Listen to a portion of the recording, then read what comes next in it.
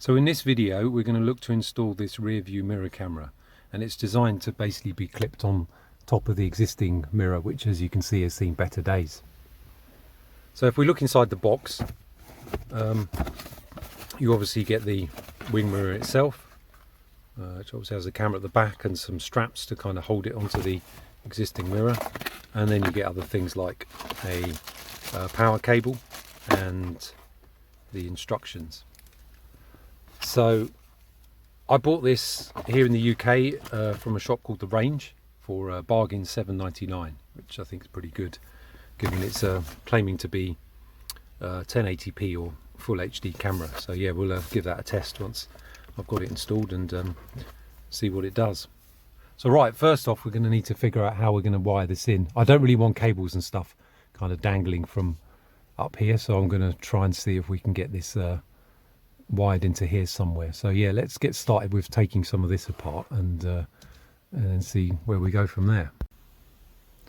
Okay, so in order to get access to the roof, first off we're going to want to remove this so we can run the USB cable through here. So what you need to do on here is kind of pull down the front of it, and then you pull it forward towards the windscreen, and if you can do it with one hand it should pop off like that. And then for this overhead light, there's essentially some clips here, so you just put something in just to kind of remove the lens, and then if you look up inside there's basically two screws. There's one there and then there's another one hiding up there, and once you remove those then this light should come off. So yeah, let's get this out and then have a look at the wiring and see if there's anything there we can use for power. Right, so I've had a look at the connector on the overhead light, and looks like the only wire we could use is a permanent 12-volt feed, which would be okay if I wanted the camera to be running all the time and enable some of the features like motion detection and stuff when the car's parked up and not being used.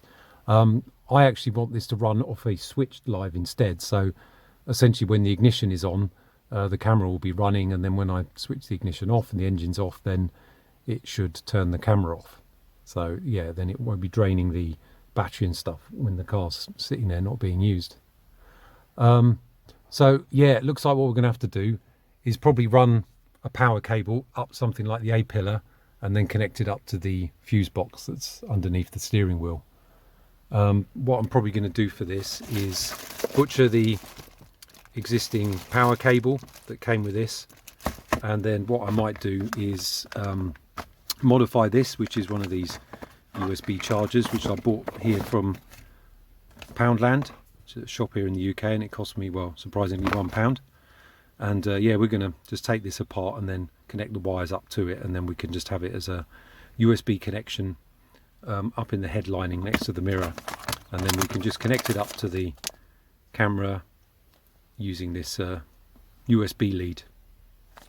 So you could obviously just plug this straight in, but then obviously down at the fuse box you'd need to somehow modify this, but I think I'm going to just take the cable from here and use the other one from Poundland, as this one's a lot smaller and should do the same job, as I both think they're rated at 1 amp. So right, yeah, I'm going to start pulling apart the A pillar and see what's going on in the fuse board. Right, so we've now got the cable installed. So as you can see, it's coming out here, and then it's going through the head lining over to the side, and then if we come down here we can see I've just zip tied it to the existing cable on the A pillar, and the cable just runs down here and then goes into the side of the dashboard, and then it pops out here next to the fuse box. So what we can do now is tap into the existing fuses. I'm probably going to use, if we look at the diagram here, fuse number 8, which is the one for the cigarette lighter. So we'll just tap into that, and then hopefully we then should get our power. Okay, so here's a quick clip of the USB adapter. I've removed it from the case and I've soldered the positive onto the tip here, and then the negative is connected to what is the outside of the USB connector. And then obviously we've got the little cable that's now running through here and connected to the mirror. So yeah, I'm going to tape this all up to seal it off, to make sure it doesn't short out anywhere on the body, and then put this back together, and then can finish off connecting it up to the fuse box.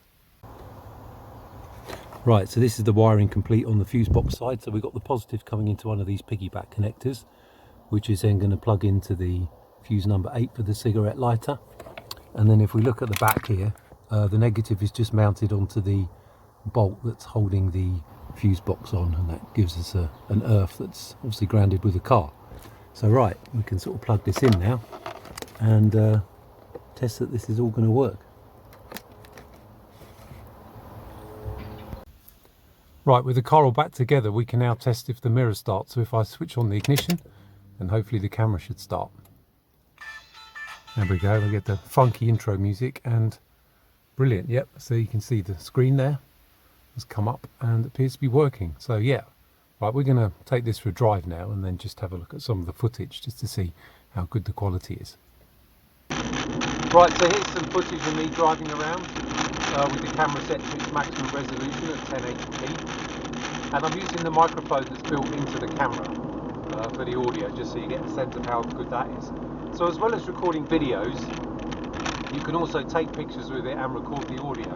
Now the audio is something you can switch off when it's recording, so obviously if you don't want conversations recorded, then you can do that as well.